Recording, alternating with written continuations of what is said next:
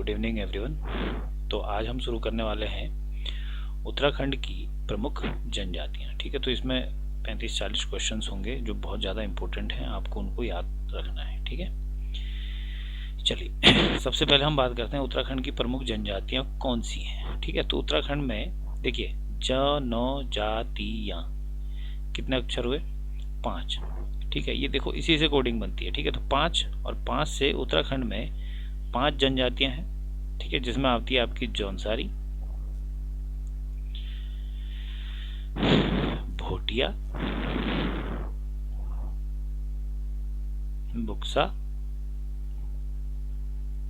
थारू, ठीक है, और राजी। ठीक है, राजी या वनराजी। तो 5 प्रकार की आपकी जनजातियां हैं। अच्छा, यहाँ पे अगर बात की जाए बुक्सा या बोक्सा है, बोक्सा।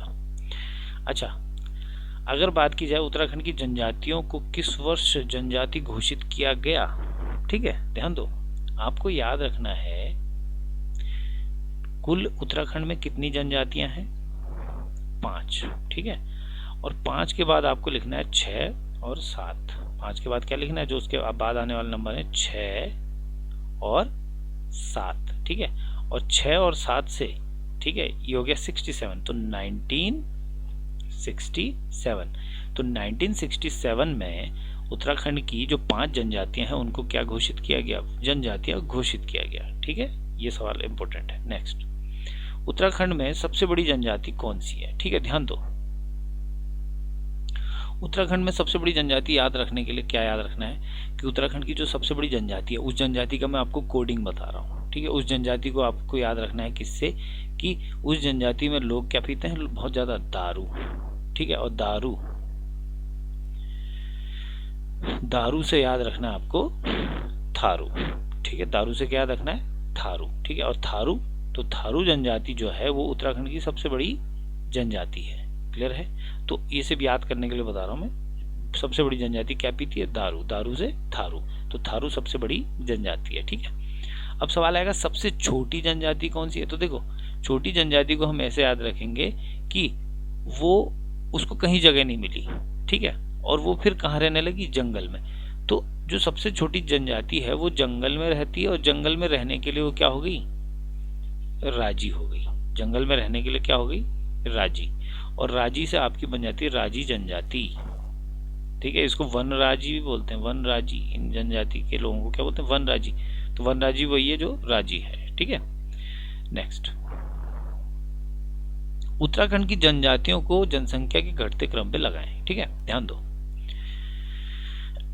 मैं आपको बता रहा हूं, आपने पहली और आखिरी जनजाति याद रख ली है। ठीक है, देखो आपको क्या करना है, कुछ जनजातियां ऐसी हैं जो जंगल ही जंगल में रहती हैं और कुछ रहती हैं शहरों में।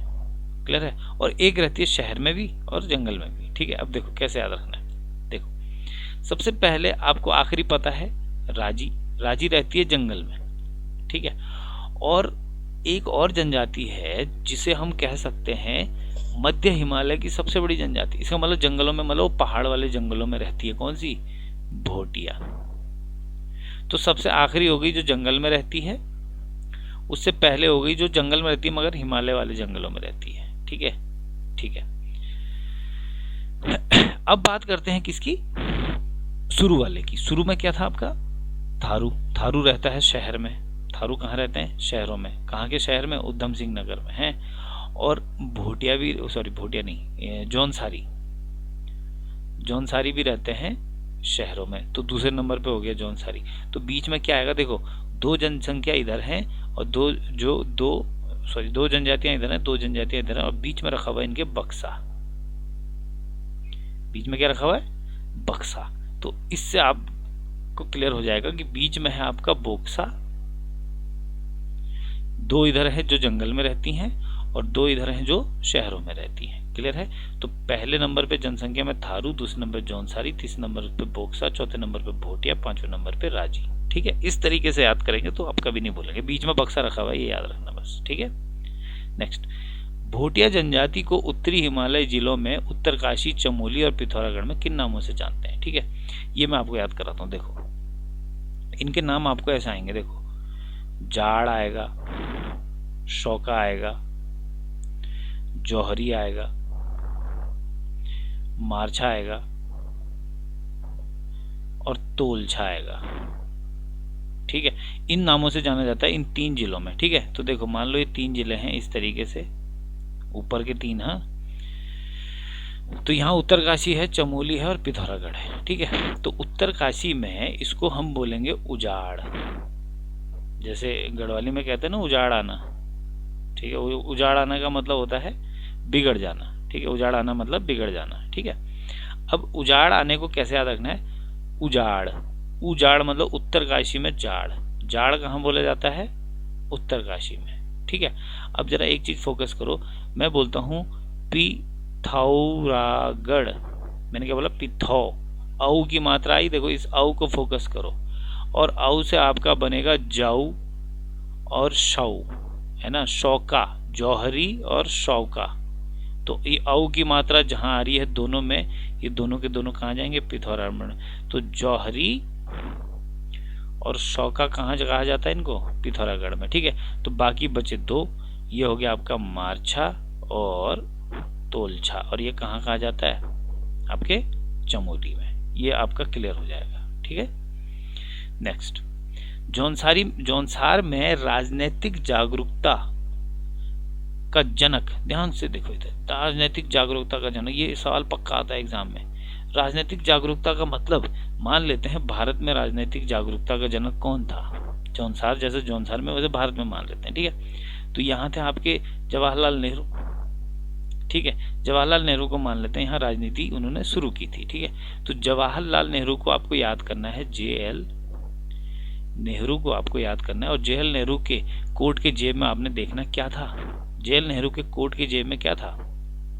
कोट के जेब में जाना है उनके, और कोट के जेब में था उनके गुलाब, गुलाब रहता था। ठीक है, और गुलाब से आपका आ जाएगा गुलाब सिंह। ठीक है, तो जौनसार में राजनीतिक जागरूकता का जनक किसे माना जाता है? गुलाब सिंह को। क्लियर है? कैसे जाना है मैंने आपको बताते हैं। राजनीति शुरू की JL नेहरू के कोर्ट में जाना है, कोर्ट में था गुलाब, गुलाब से गुलाब सिंह। ठीक है, नेक्स्ट, खिचड़ी डांस होली के अवसर पे कौन सी जनजाति करती? ध्यान दो, आपने देखा होगा खिचड़ी डांस होली के अवसर पे, आपने देखा होगा होली के दिन खाना खुना ज्यादा बनाते नहीं है, क्या बनाते हैं? खिचड़ी बनाते हैं। ठीक है, अब यहाँ इसको खिचड़ी क्यों मिली? ध्यान दो, मैंने अभी थोड़ी देर पहले आपको सबसे बड़ी जनजाति याद कराई थी। ठीक है, जो बहुत सारा दारू पीती थी, तो भाई होली में उसने पी थी दारू। ठीक है, तो बीवी ने गुस्से में आके उसको खाना नहीं दिया, बीवी ने उसको गुस्से में आके क्या दी? खिचड़ी दे दी। तो खिचड़ी किसको दी?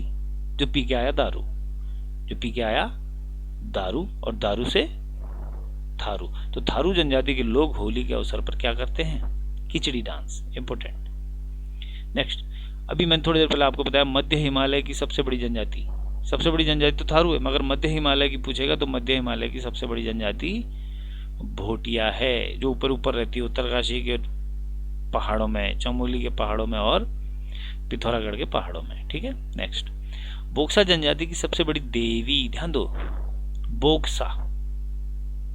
ठीक है, बोक्सा से आपको याद रखना है बक्सा। अब ये बक्सा किसका है? ध्यान दो, ये मेकअप का बक्सा है। किसका बक्सा है? मेकअप का बॉक्स है, ये मेकअप बॉक्स है। ठीक है, और मेकअप बॉक्स में ध्यान दो, मेकअप बॉक्स में क्या रखा हुआ है? देखो, बोक्सा जनजाति की सबसे बड़ी देवी याद रखना। और जब भी आपका देवी आएगा, चैती देवी आएगा, बहुत सारी देवियों का नाम आएगा, अब पूछा जाएगा देवी किसकी प्रमुख वो है, देवी है। ठीक है, किसी भी देवी का नाम आएगा तो याद रखना देवी माने लेडी, और लेडी के पास होता है क्या? मेकअप का बक्सा, तो बोक्सा की ही होगा। ठीक है, मगर हमें यहाँ पे नाम याद रखना है। ठीक है, तो एक बक्सा था और उसमें 4 सिर थे। क्या थे? 4 सिर, और सिर माने क्या होता है? मुंडा। सिर माने क्या होता है? मुंडा, और मुंडा से आपको याद रखना है 4 माने मुंडा देवी। ठीक है, तो चौमुंडा देवी की पूजा कौन करते हैं? सबसे बड़ी देवी बोक्साओं की कौन है? चौमुंडा देवी। ठीक है, और चौमुंडा देवी काशीपुर में है। क्लियर हो जाएगा? ठीक है, नेक्स्ट, कौन सी जनजाति खुद को पांडवों का वंशज मानती? मैंने आपको बताया है पांडवों का वंशज, पांडवों का वंशज सबको पता होगा, ज़्यादातर पांडवों का वंशज किसको मानते हैं, जौनसारी। इसीलिए जैसे पांडवों में 5 पांडवों की शादी एक से हुई थी, तो द्रौपदी के कितने बहुपति थे। तो आपके पास सवाल ऐसा भी आता है, बहुपति प्रथा किस जनजाति में प्रचलित थी, तो वो आपके जौनसारी जनजाति में प्रचलित थी। ठीक है, ठीक है। अब देखिए एक सवाल आता है, किस जनजाति को किरात वंश से संबंधित माना जाता है। देखो मैं आपको कह रहा हूं, याद करने का एक ही तरीका है, कोडिंग। कोडिंग याद करोगे तो आपको लॉन्ग लास्टिंग मरते दम तक याद रहेगा, वरना आप याद नहीं कर पाओगे। जीएस महासागर है, आज याद करोगे कल भूल जाओगे। ठीक है, इसलिए कोडिंग से याद करो और 5 दिन तक उसको रिपीट करो। ठीक है, किस जनजाति को किरात वंश से संबंधित माना जाता है। किरात में से की अलग कर दो, रात अलग कर दो, और रात में दारू पी के आता है। ठीक है, रात में क्या पी के आता है, दारू, और दारू पी के कौन आता है, थारू। तो थारू जनजाति को किस वंशज के संबंधित माना गया है, किरात वंश के। ठीक है, नेक्स्ट, किस जनजाति में खसास और हरिजन खसास वर्ग आते हैं। ठीक है, ध्यान दो, खसास माने खास, खसास माने खास, और खास लोग कहाँ रहते हैं, देहरादून में। और आपको अगर सवाल ये पूछा गया कि कोई जनजाति है जो सबसे ज्यादा देहरादून में कौन सी रहती है, तो जौनसारी रहते हैं। ठीक है, तो खास लोग जो देहरादून रहते हैं वो कौन है, जौनसारी। तो खसास को बना देना खास, तो खास लोग कौन है, जौनसारी। तो जौनसारी जनजाति में, ठीक है, खसास और हरिजन खसास वर्ग होते हैं, 2 प्रकार के। ठीक है, खसास में तो आपके ब्राह्मण और राजपूत आ जाते हैं, दोनों किस में आते हैं, खसास में। और हरिजन का खसास में जो हरिजन वर्ग की क्या होती हैं, जातियां होती हैं, वो सब आ जाती हैं। ठीक है, नेक्स्ट, चौथा नंबर का, लठ भरवा भोज। सबसे पहले तो ये याद रखो कि लठ भरवा भोज किस जनजाति में होता है। लठ भर के भोज खिलाया, किसको खिलाया, एक महिला थी, उसने लठ भर के भोज खिलाया अपने पति को, मतलब लठ मारे अपने पति को। क्यों, क्योंकि उसका पति पी के आता था दारू, और दारू से क्या बना, थारू। लठ भर के उसने उसको बजाया। ठीक है, क्योंकि वो दारू पी के आया, और दारू से थारू। तो ये पहली बात तो ये थारू में होता है। दूसरी बात, लठ भरवा भोज कब होता है, ध्यान दो, जब कोई विधवा की जो दूसरी शादी होती है ना, उसका भोज होता है, दूसरी शादी का भोज, लठ भरवा भोज। ठीक है, विधवा की दूसरी शादी का भोज है ये, खाना खिलाना। ठीक है, नेक्स्ट 15 है, खुद को जनक का वंशज कौन मानता है। जनक, देखो जौ से जनक। ठीक है, और जौ से आपको याद रखना है जाड़, और जाड़ मैंने आपको बताया था भी उजाड़, उत्तरकाशी में जाड़ कौन होते हैं, भोटिया। तो खुद को जनक का वंशज जाड़ मानते हैं, जो भोटिया का एक प्रकार है जाड़। ठीक है, तो जाड़ लोग खुद को किसका वंशज मानते हैं, जनक का। ठीक है, इंपोर्टेंट, जौ से जनक, जौ से जाड़। नेक्स्ट, खुद को खस राजपूत कौन मानते हैं। देखो मैंने आपको 3 चीजें पढ़ाई ना, उत्तरकाशी, चमोली और पिथौरागढ़। उत्तरकाशी के जो जाड़ हैं ये खुद को क्या मानते हैं, अभी बताया मैंने आपको, ये अपने आप को मानते हैं जनक का वंशज। ठीक है, और बाकी के जो चमोली और पिथौरागढ़ के हैं, मारछा हो गए, तोलछा हो गए, जौहरी हो गए, शौका हो गए, ये चारों के चारों अपने आप को क्या मानते हैं, ये अपने आप को मानते हैं खस राजपूत। खस आए थे उत्तराखंड में, पता होगा सबको, तो ये अपने आप को क्या मानते हैं, खस राजपूत। ठीक है, नेक्स्ट 17, किस जनजाति में विवाह पूर्व संस्कार पिंठा और सांग जांगी संस्कार मनाया जाता है। ठीक है, पिंठा और संस्कार, पिंठा से तो बन जाएगा पिठाई। अब पिठाई कब लगती है, ध्यान दो, पिठाई लगती है शादी में, पिठाई लगाते ना लिफाफा दे के हैं। और संग जांगी को बनाना है संग जाऊंगी। तो संग जाऊंगी किसके, पति के, और चाहे पति कहाँ जा रहा हो, जंगल में। ठीक है, चाय पत्ती जंगल में जा रहा। और मैंने अभी आपको आखिरी जंगल में रहने वाले बताए थे, कौन? राजी। जंगल में जाने के लिए राजी होगी। संग जाऊंगी, उसने कहा मैं संग जाऊंगी, संग जाऊंगी, संग जाऊंगी कहाँ? जंगल में। तो वो संग जाने के लिए राजी होगी। तो राजी जनजाति जो है उसमें विवाह पूर्व संस्कार है, एक तो पिंटा है, एक सांग जांगी है। ठीक है, नेक्स्ट इंपोर्टेंट है चैती का मेला। चैती देवी है, ठीक है, चैती देवी है। और मैंने बोला देवी, देवी के पास होता है एक बक्सा, मेकअप बॉक्स, ठीक है, बक्सा। और बक्सा से क्या बनेगा? बोक्सा।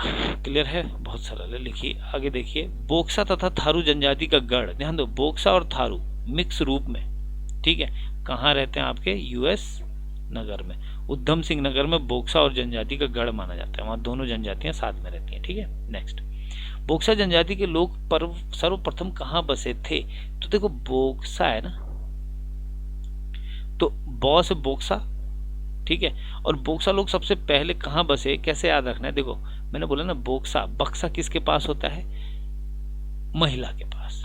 और उत्तराखंड की महिला, उत्तराखंड की महिला मैं किस जिले को मानता हूं? मैंने आपको बताया था, उत्तराखंड की महिला है चंपा। ठीक है, तो इसका मतलब चंपावत में है कहीं, ठीक है। और चंपावत में कहा? वन में बसा। ये लोग कहाँ बसे? वन में बसे। तो बनबसा जो चंपावत में है, वो बोक्सा जनजाति वहां सर्वप्रथम आके रहे थे। ठीक है, इंपोर्टेंट है। नेक्स्ट, वन रौत, वन राउत नाम से किस जनजाति को माना जाता है? ठीक है, तो मैंने अभी वन बताया, आखिरी जो सबसे कम जनसंख्या वाली जनजाति थी आपकी राजी, जो वन में जाने के लिए राजी होगी थी। सांग जांगी बताया था ना मैंने आपको, ठीक है, तो राजी जनजाति है। नेक्स्ट, विवाह के अवसर पर भोटिया जनजाति के लोग कौन सा नृत्य करते हैं? ये आपको याद रखना है। ठीक है, कैसे? पौड़ा। ठीक है, विवाह के अवसर पर जो जनजाति, भोटिया जनजाति के लोग हैं, कौन सा डांस करते हैं? पौड़ा नृत्य। और पौड़ा नृत्य एक युद्ध नृत्य है, जिसमें इन युद्ध की कलाओं को दिखाया जाता है। ठीक है, अब देखो, ये तो मैंने आपको पढ़ा दिया किसमें? भोटिया में। अगर कुमाऊं में आया, कुमाऊं का युद्ध नृत्य कौन सा है? तो कुमाऊं का जो युद्ध नृत्य है, ठीक है, वो है आपका छोलिया। क्या नाम है? छोलिया। ठीक है, और गढ़वाल का युद्ध नृत्य की अगर बात करें तो वो है आपका सरों। सरों नृत्य गढ़वाल का युद्ध नृत्य है, कुमाऊं का युद्ध नृत्य छोलिया है, ठीक है, और भोटियाओं का युद्ध नृत्य पौड़ा है। क्लियर है? सरल है और हमेशा के लिए याद हो जाएगा आपको। ठीक है, अगर कोडिंग से याद करना है तो पीछे सर, पीछे सर, तो ये भोटिया हो गया, ठीक है, छो से छोलिया हो गया कुमाऊनी, और ये हो गया गढ़वाली। ठीक है, पीछे सर। ठीक है, नेक्स्ट। अच्छा, सवाल अगला है रौत्यूड़ा। रौत्यूड़ा, रौत्यूड़ा को थोड़ा मॉडिफाई करना है। रौ को बनाना है 100, ठीक है, और त्यूड़ा को बनाना है तोड़ा। तो 100 क्या तोड़े इसने? इसने 100 लकड़ियां तोड़ी। क्या बोला? लकड़ियां। इसने 100 लकड़ियां तोड़ी और उन 100 लकड़ियों को तोड़ के अपना घर बनाया। तो जो लकड़ी के घर होते हैं किनके? जो जंगल में रहेगा। लकड़ी कौन तोड़ेगा? जो जंगल में रहेगा। जंगल में रहने वाली सबसे कम जनसंख्या वाली जनजाति मैंने आपको बताई, कौन? राजी। तो रौत्यूड़ा उनका मकान है, ठीक है, उनका घर का जो घर बनता है लकड़ी से, उसको बोलते हैं रौत्यूड़ा। किसके? राजी जनजाति के। ठीक है, नेक्स्ट। किस जनजाति में सगाई रस्म को अपना पराया? ध्यान दो, अपना पराया। जरा इमेजिन करो, ऐसी कौन सी स्टेज है जब आदमी अपना और पराया भूल जाता है? तो अपना पराया कब भूल जाता है? कुछ भी बांट देता है ना। अपना पराया वो तब भूल जाता है जब वो पीता है दारू, और दारू से क्या बनेगा? थारू। तो सगाई की रस्म है अपना पराया। सगाई की रस्म है अपना पराया, और अपना और पराया मैं भूल गया जब मैंने पी दारू, और दारू से थारू। तो थारू जनजाति के लोग सगाई रस्म को अपना पराया कहते हैं। ठीक है, नेक्स्ट। जौनसार के प्रथम कवि किन्हें माना जाता है? ठीक है, अच्छा, अगर हम बात करें जौनसार के प्रथम कवि की, ठीक है, ध्यान दो, जो प्रथम कवि थे, जो पुराने कवि थे, वो क्या लिखते थे? ज्यादातर सोचो, वो लिखते थे भजन। वो क्या लिखते थे? भजन। ठीक है, तो वो भजन गाते थे, ध्यान दो, वो भजन किसके गाते थे? शिव और राम के। किसके भजन गाते थे? शिव के भजन और राम के भजन। तो शिव और राम से आ जाएगा पंडित शिवराम। पंडित शिवराम जो हैं ये हैं जौनसार के प्रथम कवि। बहुत इंपॉर्टेंट, बहुत बार पूछा गया है। तो भजन गाते थे शिव के और राम के। क्लियर है? नेक्स्ट, जौनसारी संगीत के जनक। अब यहां पे बात आ गई है किसकी? संगीत के। अच्छा, संगीत बनाया, ठीक है, और संगीत क्या बनाया? वो भी भजन बनाया, ठीक है। कविता लिखी भगवान के नाम पे लिखी, और भजन भी वो बनाया। और भजन आपको क्या याद रखना है? यशोदा का नंदलाला।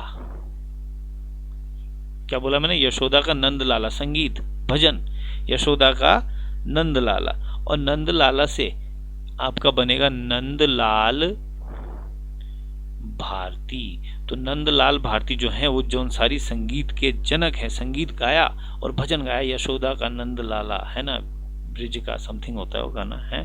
तो नंदलाला से नंदलाल भारती।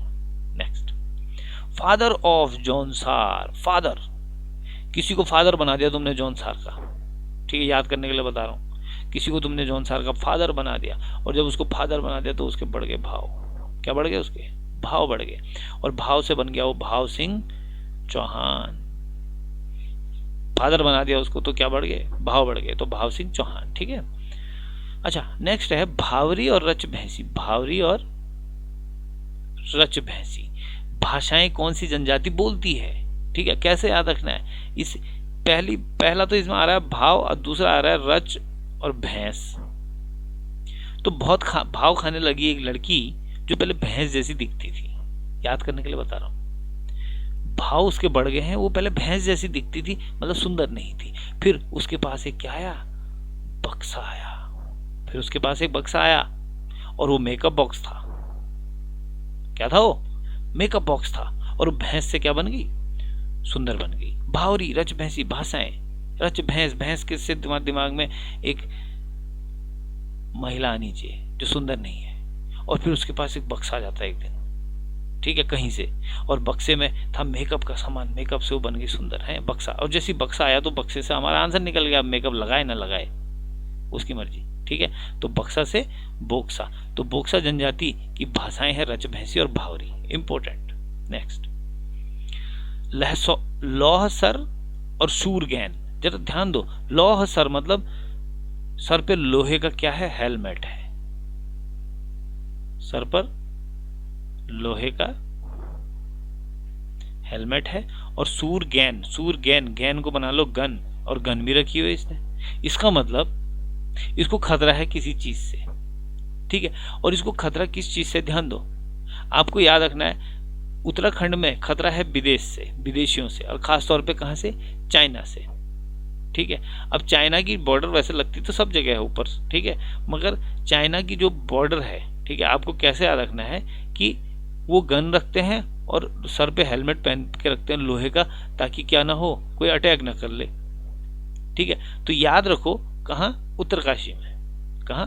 उत्तरकाशी में। उत्तरकाशी में सबसे खुली सीमाएं हैं, ठीक है। तो उत्तरकाशी में आपका एक जनजाति है जो पहाड़ों में रहती, मध्य हिमालय में। कौन सी है? भोटिया। मगर भोटिया को वहां क्या बोलते हैं? जाड़। तो जो जाड़ जनजाति है, ठीक है, वो लहसौर और सूरगैन नामक त्योहार मनाते हैं। इंपॉर्टेंट है, वो मनाते हैं जाड़, जो बॉर्डर पे है, ठीक है। नेक्स्ट, जो जौनसारी जनजाति को लोग विजयदशमी में किस नाम से जानते हैं? सॉरी, विजयदशमी को किस नाम से जानते हैं जौनसारी जनजाति के लोग? ठीक है, ध्यान दो, विजयदशमी, विजय हुई किसकी? राजा राम की, ठीक है। और राम की विजय हुई तो पहले दारू तो होती नहीं थी, ठीक है। तो पहले जब विजय होती तो अब दारू पीते हैं लोग, तो दारू नहीं पीते थे पहले। वो क्या पीते थे? रायता। क्या पीते थे? रायता, है। खीरे का रायता बना दिया, मूली का रायता, जिसका भी रायता बनाओ, है, बूंदी का बना लो। तो वो रायता पीते थे विजयदशमी के दिन। और रायता से आपको बनाना है पायता। देखो, रायता से कहाँ आना है? सीधे पायता, रॉ का पौ बना दिया, पायता। आपका आंसर आ गया। जौनसारी जनजाति के लोग विजयदशमी किस नाम से जानते हैं? विजय पे उसने पिया रायता, रायता से पायता, ठीक है। नेक्स्ट, पक्की पोड़ी रस्म। कौन सी रस्म है और किस जनजाति द्वारा मनाई जाती है। अब ये पक्की पौड़ी क्या है? पक्की पौड़ी मतलब पक्की बात। पक्की बात मतलब पक्की बात होगी भाई, शादी तय होगी, शादी फिक्स होगी, ठीक है, पक्की बात होगी, पक्की बात, पक्की बात होगी, शादी फिक्स होगी। इसका मतलब विवाह तय होना। क्या बोलेंगे इसको? विवाह तय होना। विवाह तय हो गया जी, पक्की बात हो गई। क्लियर है? ठीक है, नेक्स्ट। अच्छा, जब विवाह तय हो गया, अब देखो जरा यहां पे ना पक्की को फोकस करो। पक्की का अपोजिट क्या होता है? कच्ची। और आपने देखा होगा कच्ची मिलती है बाजार में, कच्ची भी मिलती है और पक्की भी मिलती है, ठीक है। दारू कच्ची होती है ना, तो कच्ची दारू है और दारू से क्या है? थारू है, ठीक है। तो पक्की पौड़ी कौन मनाते हैं? थारू जनजाति के लोग। पक्की कच्ची, कच्ची दारू, दारू दारू से थारू, ठीक है। और किस चीज की रस्म है? विवाह तय होने की रस्म है। क्लियर है? नेक्स्ट, किस जनजाति के मुख्य देवता बागनाथ है? ये तो बहुत सरल है। बाघ, बाघ रहता है जंगल में, और सबसे कम जनसंख्या वाली जनजाति जो जंगल में रहती है वो है आपकी राजी। और तो राजी लोगों के मुख्य देवता कौन है? बागनाथ। क्लियर है? नेक्स्ट, जौनसारी बैसाखी का त्योहार मनाते हैं, उसे क्या कहते हैं? ध्यान दो, बैसाखी, ब और सौ याद रखो, और ब और सौ से बनाओ बिस्सू। तो बिस्सू आपने सुना होगा। बिस्सू त्योहार जो है वो जौनसार में मनाते हैं, ठीक है। और इसमें क्या होता है? ये किस चीज का होता है? तीर और धनुष का होता है, ठीक है। इसमें क्या करते हैं? पैरों के नीचे ऊन के कुछ मोटे से वो पहन के रखते हैं और फिर वो तीर मारते हैं उस पर, ठीक है। एक संकेतात्मक होता है, तो तीर मारते हैं तो उस पर लगता है, ठीक है। तो बिस्सू में तीर मारते हैं, ठीक है। अब देखो, ये तो जौनसार, ये जौनसारी हैं उत्तर काशी के।